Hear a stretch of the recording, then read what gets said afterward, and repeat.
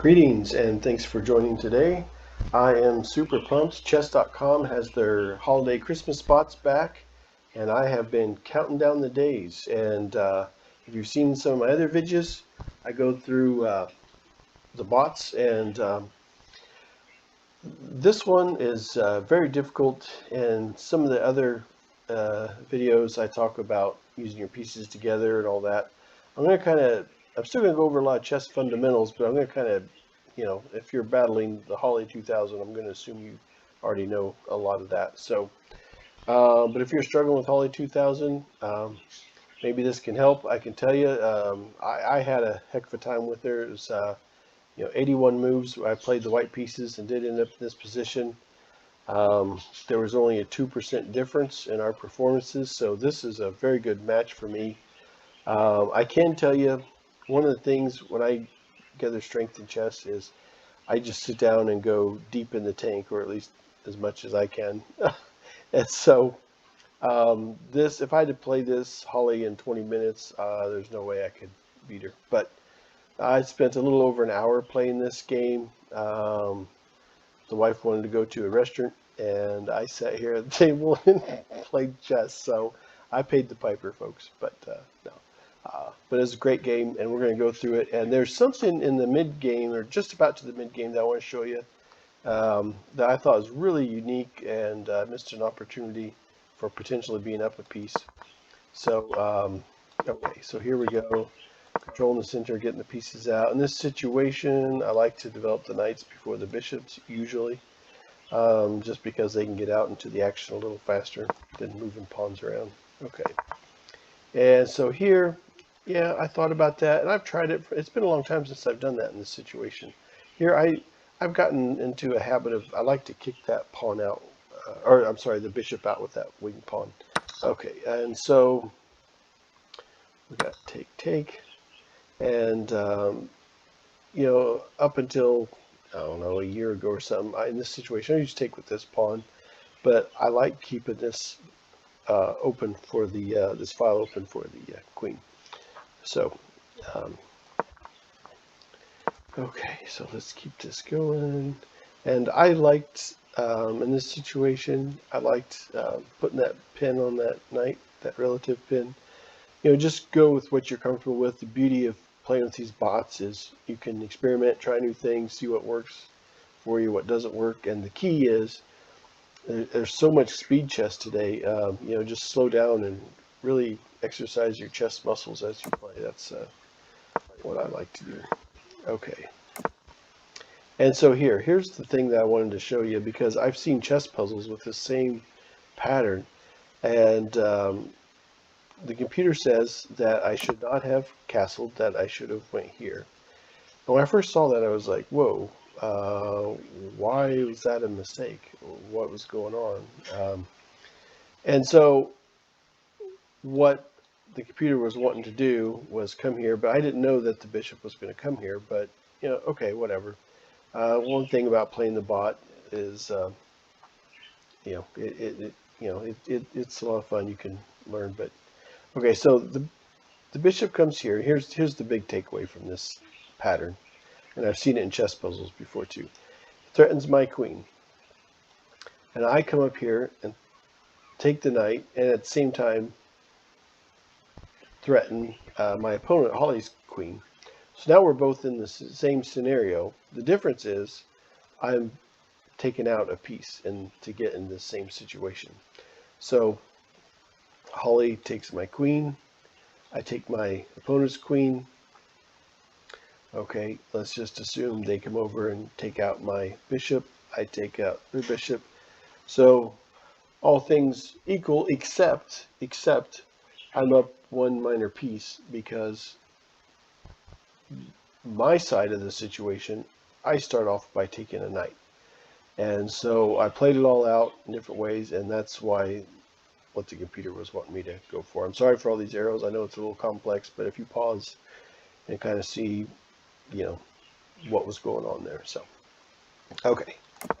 But this is what happened in the game. And getting rid of this bishop out of here. Okay, so here I'm trying for, because I know this is a pretty evenly matched for me, this 2000 ELO for a bot. So I'm trying to get just any kind of advantage. Double stack pawn, I'll take it with an exposed king, because the biggest takeaway from this video is all these little things is what makes the difference. And so there it is, take, take, and now I've got the king exposed and a double stack pawn, and I'm very happy with that because, like I said, it's these little differences. And here the computer says, hey, you should have, I see what you're doing, you should have got this rook in the game. And yeah, that's true. I mean, the computer knows better than I do, but I felt more comfortable closing that up, keeping this king kind of trapped over here. So, you know, but that's why I analyze my games, is to learn from these, you know, little inaccuracies or mistakes and different things. And so it can help me, and hopefully it can help you. And so now I'm getting my tempo going back, and now I'm back to where I wanted to do a few moves ago. Okay, so here I go. I'm going to try to get these rooks lined up. I make some mistakes coming up here. I want to show you. Okay. And yeah, I'm trying to get these rooks lined up, but I have to be careful. My opponent owns the D file. And yeah, here, right here, this you know, I did this in haste. Towards an end game, players and myself have a tendency to want to tuck away that king into some little safe corner. But you know, you got especially in end game, especially when you're evenly matched, what a difference between a loss and a win can be. Getting your king out there, get your king toward the center of the board in the end of the game, not necessarily in the mid game. So, but this would have been a much better position, and you'll see it later on in the game. My king gets stuck back here too, and you'll see where it just, so it is just these little things that makes all the difference. Okay, so yeah, should have went there. Okay, so hopefully that helps everybody. Now I finally got my rooks lined up, and so I'm ready to do some stuff here.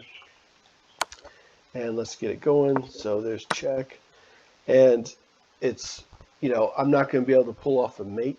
So what I'm going to try to do is clean up some pawn, because I can already see this is going to go to an end game, and it's going to be pawn related, and there's going to be, you know, one pawn king placement. This is what's going to make the difference in the end game. I see this already, and so that's what I'm shooting for here.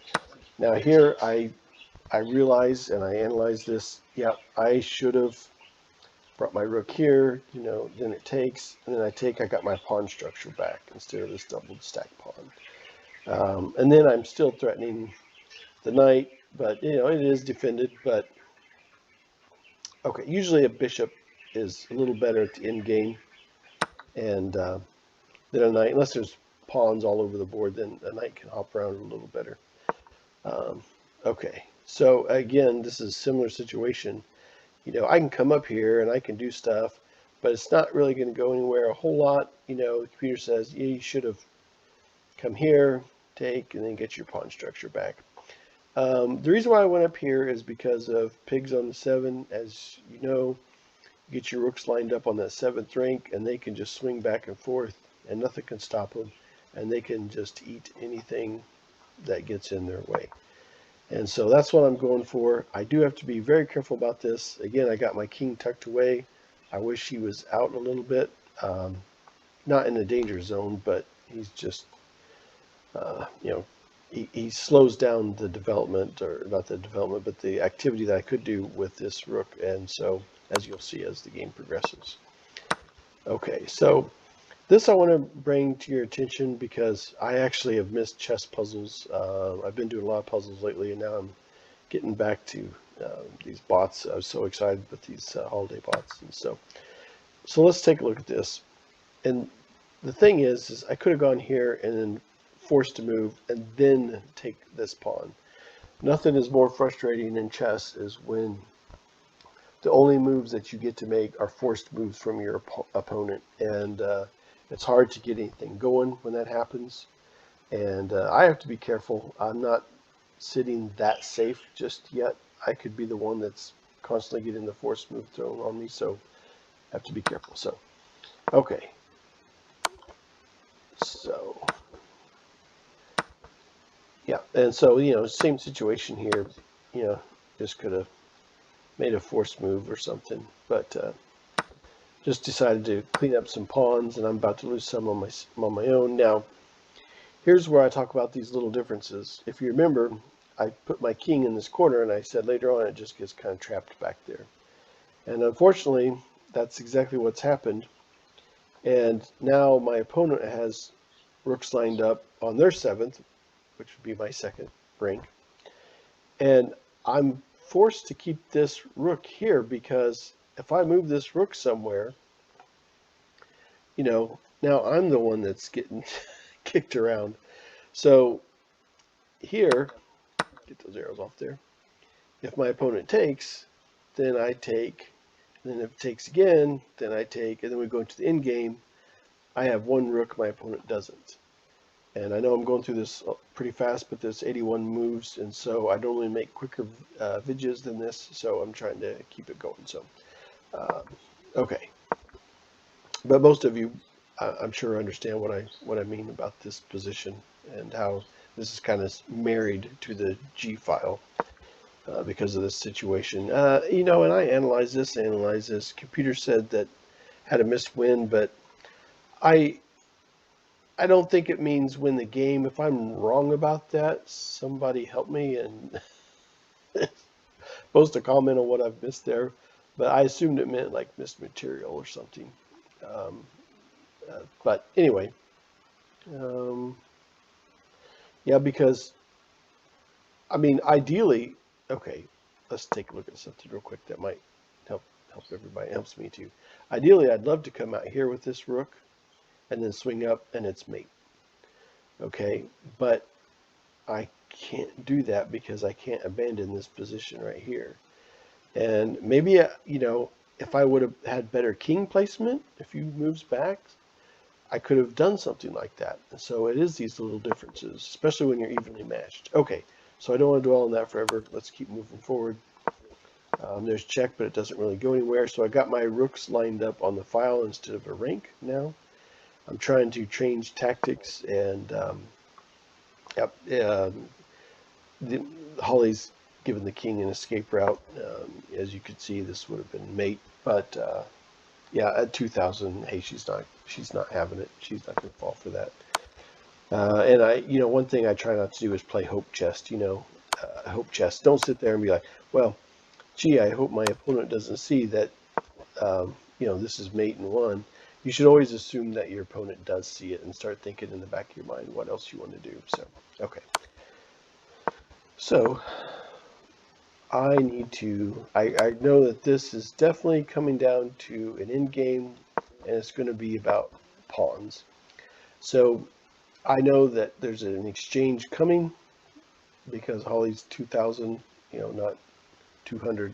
She's not going to just sit back and let some things happen. So, trying to get into a position where I can take care of some pawns. I'd love to take care of this pawn. It's in my territory. I don't like that. It's a very potential threat. So, okay. So here I have to be careful.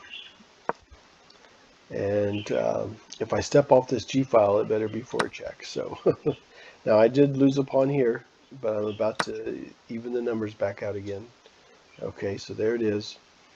Now I would love to come here, and it's mate because I own this and I own that.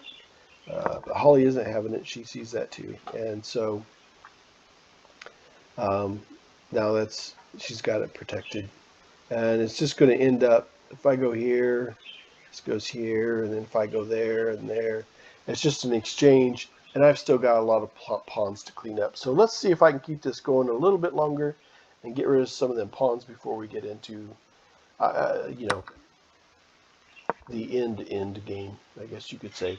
So here Holly's wanting to do an exchange. When my opponent offers me an exchange, I think, the exchange is probably better for you, probably not so much for me, because I'd like to get rid of even just one more pawn, because this is going to be an end game that is going to be, you know, tight.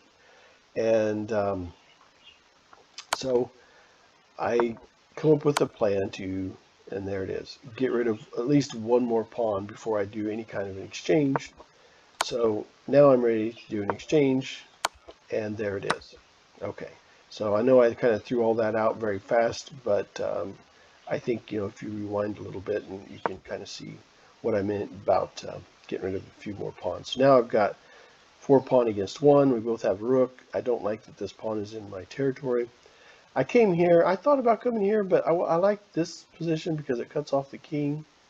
And I was afraid to see this pawn go down one more time. And yeah, so anyway, the computer knows better than I do.